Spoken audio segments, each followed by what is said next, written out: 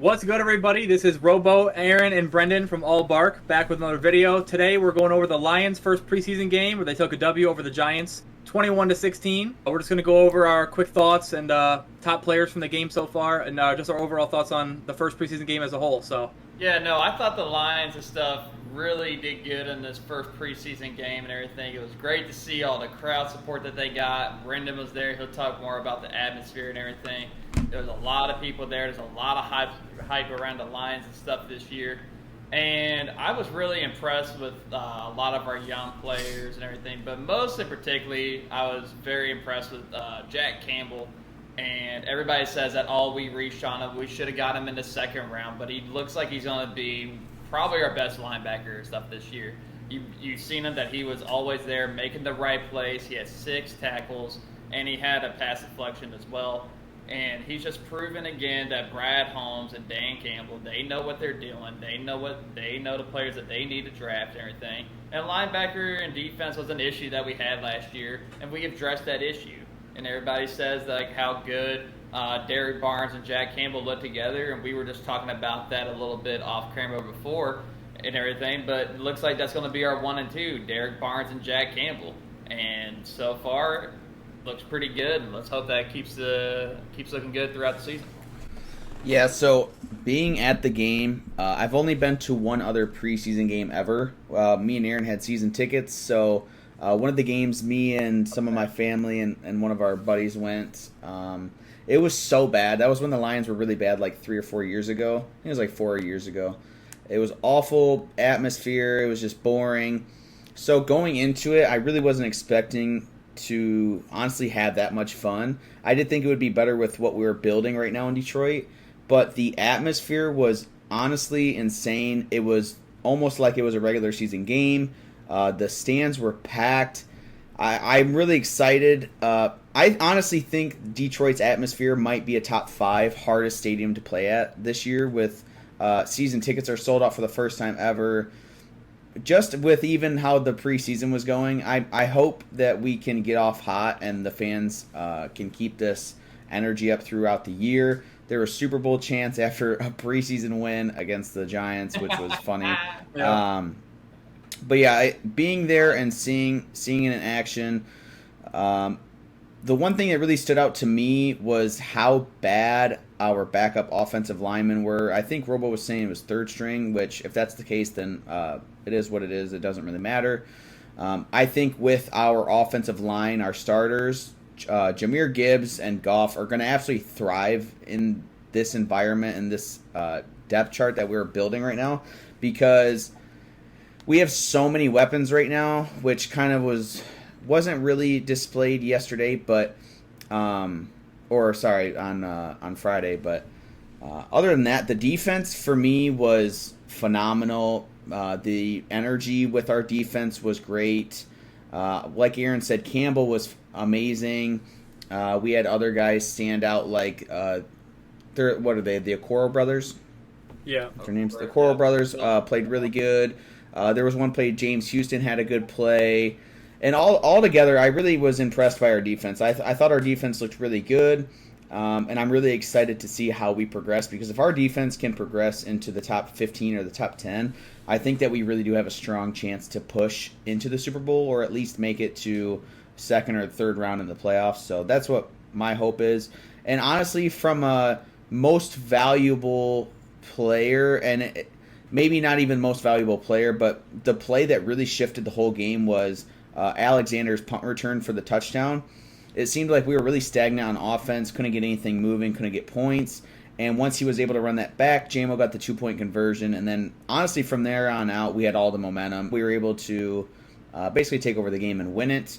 And, yeah, I mean, I'm just really excited to see what happens. And then I think my last takeaway is JMO being in person. The one drop was pretty bad, but he did have the good 2-point conversion. I just feel like without any of the other weapons that we have playing alongside with him, it seems like either they were focusing on him more, or it was just really hard for him to get open more or less than he has in the past with being on the other side of Amon-Ra. But I think once we see more starters play together, we'll be able to see kind of what the Lions can really do. Yeah, I definitely I wasn't there, but you could just hear from watching the game the atmosphere, the crowd going nuts. They hit like 60,000 deep for a preseason game, which is nuts. Just the hype around this season with the Lions is something we haven't had in a really long time. I think everybody just sees the direction this team is headed, and how just great of a job Dan Campbell and Brad Holmes are doing building this team. And all the players seem bought in. They're all excited. We've got new guys coming in, buying into the culture. I think I was really impressed with the defense for sure. I mean, they just absolutely dominated pretty much the whole game. The defensive line was all over the Giants. And yeah, it wasn't the first team offense for the Giants, but a lot of the guys we had playing defense are backups or young players. Like I was impressed by Broderick Martin. He had a couple big plays. Jack Campbell, as Aaron said, was really good. My guy that I have to give a shout out to is Brian Branch. He was phenomenal out there, flying all over the field. He had that big hit, looking like Cam Chancellor out there. I expect him to play a lot early, even early on. There's some rumors that he potentially could be getting a starting job at the nickel corner spot, which could push C.J. Gardner-Johnson to a natural safety position and then move Tracy Walker out of the lineup for a bit. I think they're going to be rotating guys a lot just because of the depth they have in the secondary now. But I think Brian Branch is going to be one of those X-Factor guys that comes in as a rookie, performs really well, just does a lot of dirty work, gets a lot of things done that you need to get done, makes a lot of big hits. Just impacts the game big time, and I think we saw a little bit of that in his limited play he had in the first half. I think he's going to be an absolute stud along that defense, and that's the biggest thing this team needs because we know this offense can be top 10, top 5, maybe even one of the best offenses in the NFL. So it's all about that defense going from, we were 30th last year for the majority of the season, and I think the last 7 or 8 weeks or so, we were like 14th or 15th, around that area for those last 8 weeks. If this defense as a whole can be in the top 15, like Brendan said, they have a real shot to make some noise in the playoffs, especially if they continue to grow as they're a young group. If they continue to grow and get better week by week, and they're out there, dominating later on in the season, going on big runs. I think this team definitely could be a team nobody wants to face come the playoff time, as long as they stay healthy as well. But the depth is great, obviously, like we said, with the linebacker groups as well, Jack Campbell, Derek Barnes, but also behind them, you have Alex Anzalone, who had a pretty solid season last year, and then Malcolm Rodriguez, who was a lot of people's favorite rookie last year, even though we had runner-up rookie of the year, Aiden Hutchinson on that D-line. Just a lot of youth, a lot of energy out of that defense, and I think that displayed a lot in the last game.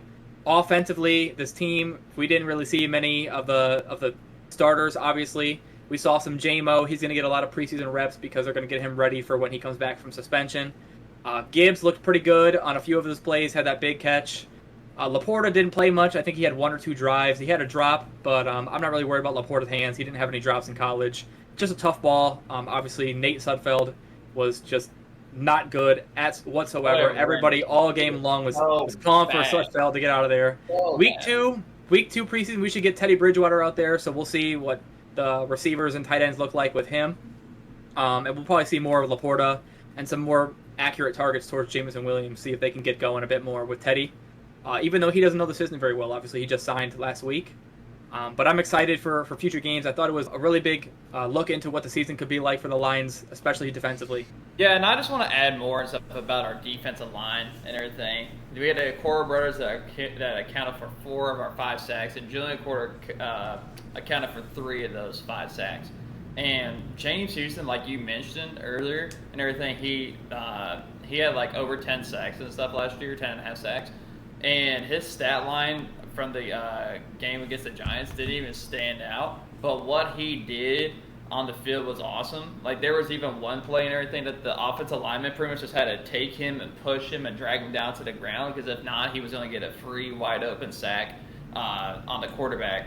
And there was also a play late in the game and everything that James Houston is always in the face of the quarterback, causing disruptions, causing missed plays and everything. So when we put him on the edge with Aiden Hutchinson and James Houston, they're going to be an awesome combination that's going to be amazing to watch throughout the year. And if we can get Julian Okora and the Romeo Okora, the Okora brothers and stuff, if we get them as rotational pieces and everything that may even be starters on other teams, then we're going to make for a defensive line that we're always going to have to be refreshing and everything. Everybody's going to be fresh and can continue to get pressure on the quarterbacks, and that's going to be so important when we get later in these games, when we're going to need a big sack, when we're going to need that Von Miller type of play from somebody, and who's going to step up and be that guy. And I really do think that James Houston is going to have another great year and everything. If he's already getting 10 sacks and stuff. He had 8 in 7 games. Right, That's exactly. six, He only seven played years. 7 games last year, and he was like, what, a 5th or 6th round pick or something Yeah, like that? I think Yep. I think 5th. Yeah, I think exactly. Rodrigo's our So 6th. he's only going to develop more as Yep. the year and stuff moves on. And so with him and Aiden and riding on the outsides, if we can get Isaiah Buggs or some of those big guys in the front like Lee McNeil and everything to hold it down in the middle, we're going to be just fine, boys. Is Derek Yeah. Barnes going to be playing on the edge at all, or is he more of a He'll cover? be in like a coverage linebacker. Okay. He can be a run stopper too, though. He can cover the. I don't know He's much a about pro. him. He's a pro. Real quick, one thing about the defensive line as well. I wanted to mention the PFF grades. You got to take with a grain of salt because they can be kind of weird. Sometimes they're not really looking at like the full eye test and everything. It's kind of like they give you a positive play or a negative play. I think they had Sudfeld graded pretty high, which is why it's kind of you got to take it with a grain of salt because eye test was not there with him at all. But In the person, top, it was terrible. Yeah, top so three. He's the worst Top quarterback 3 ever. PFF grades on defense. Jack Campbell was number 1 with a 90.3. Levi Onwuzurike, second, 89.3. He actually looked pretty good. He didn't play a lot, but he looked pretty good. He was blowing up the We line. need him to be a Yeah, he's finally healthy. Was Levi hurt last year? Yeah, Levi missed all last season with an injury. So him, if he can, And he can McNeil, impact was the McNeil D-line's hurt? depth, for a little bit last year. Okay. I think he only played like half the year. And then John Kaminsky was third at an 86.8. Yeah, he looked So that pretty just good. goes towards the depth of that D line. You've got obviously you have Kaminsky, Onwuzurike, Jack Campbell, Derek Barnes, Rodrigo, Anzalone. Obviously your defensive tackles with McNeil, Buggs, and Broderick Martin. Obviously you have Hutch. He's the leader of that defense. That whole front seven there is just so loaded with talent. I think James Houston, more guys. They're going to be rotating guys, keeping them fresh all season. If someone goes down with an injury, has to miss a couple weeks, they've got guys that are just going to step up and be right into it. So I think that's the biggest thing with this defense. They're going to be coming at people all year long.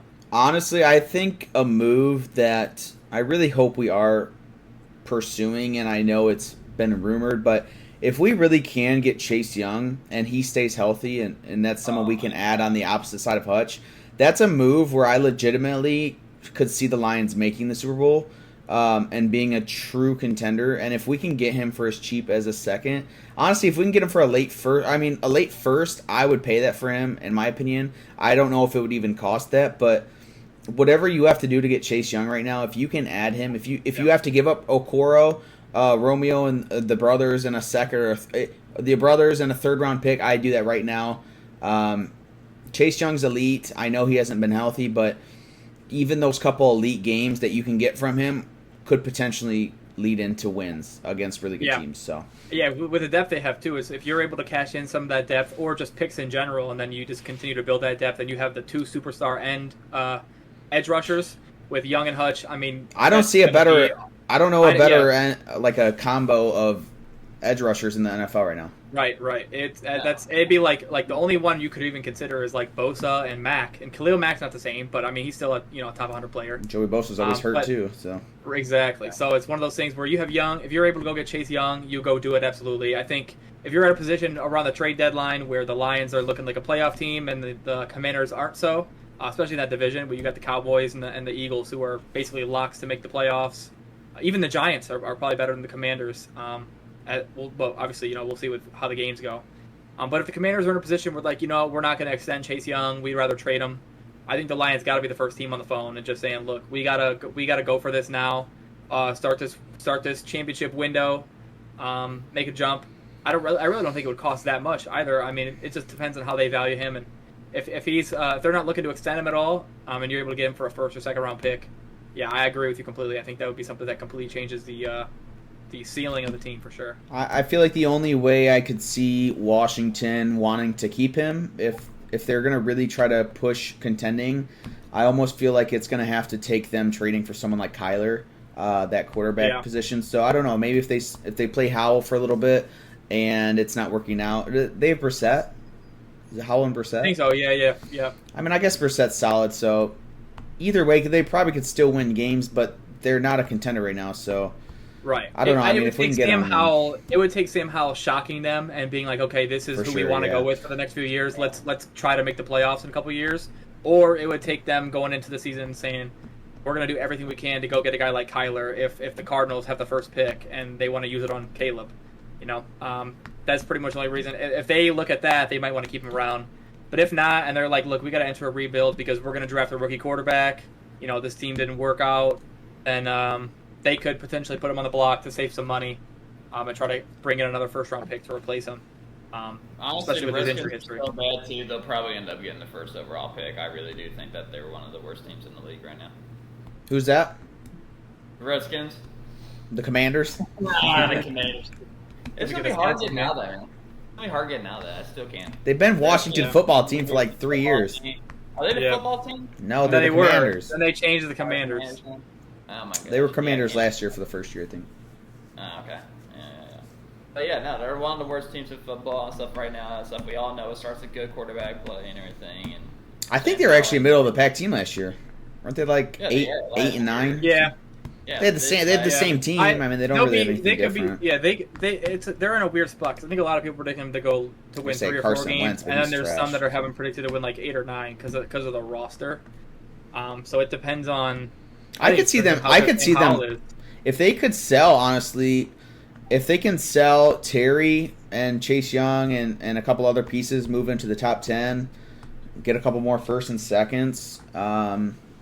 I don't know. I don't mind their future. Their defense is kind of getting shaky now again, though, in their offensive line. I know it was good a couple years ago, but it's going to be basically like they have Fuller, they have Jonathan Allen, Chase Young, so they've got guys. They have Montez Sweat, so the defense is solid. Just can't but stay it's healthy. Like you have some holes, a lot of injury issues. They have a solid offense with weapons, but it's all going to go down to Sam Howell with them.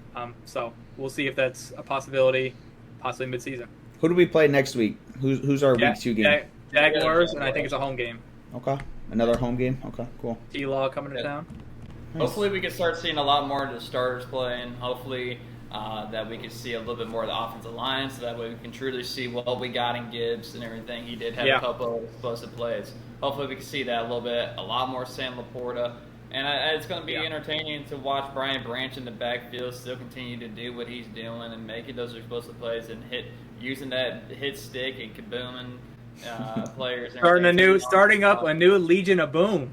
Yeah, dude. Detroit Legion of Boom. He's got that hit stick, man. He does. Yep. And he's explosive. He's fiery. I love it that we traded up for him. We got one of the best safeties in the draft, in my opinion. And so hopefully we can start seeing a lot more starters, maybe see a little bit of Teddy Bridgewater, a lot more Adrian Martinez, and please keep Nate Sudfeld off the field. Keep that man off the field. Don't even let him start. Don't even let him play. You know what's crazy is I don't know which pass was worse. I think the worst thing I saw from him was when he targeted J-Mo in the middle of the field. It was his second interception. That one was bad, but I'm saying I think the second pick was even worse, where he targeted J-Mo in the middle of the field. And he wasn't even under pressure. He just overthrew J-Mo by a solid 10 yards, and the safety just is sitting there like it's a punt return and is like, thank you. And J-Mo's jumping up with 2 guys around him. He's like, I'm in triple coverage. Why is he throwing me the ball? He jumps up and is like, oh, that ball's over my head. And the safety's like, thank you. The one pass he threw to Gibbs, where I was sitting in the stands, it was like right on the line that he was throwing. It literally looked like he was throwing it right into a defender. I don't know where Gibbs came from. It was, obviously it was probably a good play, but it was like I wouldn't have been surprised if that was an interception too. Yeah, because even that looked weird because it looked like Gibbs at first started his route like he was going to run one way, and then the throw led him a different way, and then even if you watch the highlight, it kind of looks like a weird play because the throw just threw him off. Luckily, he was able to get 18 yards out of it, but so it was a weird play. Just not a good game. I don't think any Lions fan thought Nate Sudfeld looked like even a third-string quarterback in that game. He didn't even get sacked. I'm looking at the stats right now. He didn't even get sacked during the whole entire game. The Lions only allowed 1 sack last game and everything. It's Adrian Martinez, and it was probably because he was running a little bit and got like a 1-yard loss, and they called it a sack. Yeah. So the offensive line pass protection and stuff was fine, but the rush. Yeah, we couldn't run the ball well at all. So what do we have? What kind of videos do we have moving forward for the Lions in the future? We're gonna be making weekly videos on the Lions. We are gonna do a preseason. I know Aaron's talked about. He wanted to do this badly. He wanted to do a season schedule prediction. We'll go over each game of the schedule. We'll make a prediction. All 3 of us could do that as well. We could put up a little tally in the corners of each of our records game by game, and then we'll have that coming out. Let's plan on that week 4. So like the 2-week gap in between week 3 preseason and the season. We'll do that, like, one video a week, and that'll be the video for that week. Yep. And then, so we'll do a preseason recap of week 2, week 3, and then on week 4, when there is no game, obviously, we'll do that season schedule prediction, as well as maybe we'll make some predictions for player stat lines or something, talking about where we see maybe Amon-Ra, maybe Gibbs, Jared Goff, in terms of yardage and stuff, touchdowns thrown, so sacks maybe for Hutch. I know I was looking at the Vegas lines for sacks, and I think Aiden Hutchinson was like 11.5. But I'm like, that's the Vegas thing. Depends. I mean, I don't know though if they double him, it's still gonna be tough. But if you can grab that early and we get someone like Chase Young, I think he easily hits that. Oh yeah, if we can have a breakout second edge rusher to where every team is like, we can't throw 2 on Hutch because we got to worry about the other side too. And he's gonna be. You got to do it before though, because if we had Chase Young, that line's probably going up. Oh yeah, the line's gonna go up. It's probably like 13.5. Preseason. Yep. Thanks for watching the video, guys. Leave a like, subscribe, and make sure you turn on notification bell so that way you see all of our videos when they come out. And Aaron, end us off. All right, everybody. Thank you guys so much for watching, and remember, Yes, sir.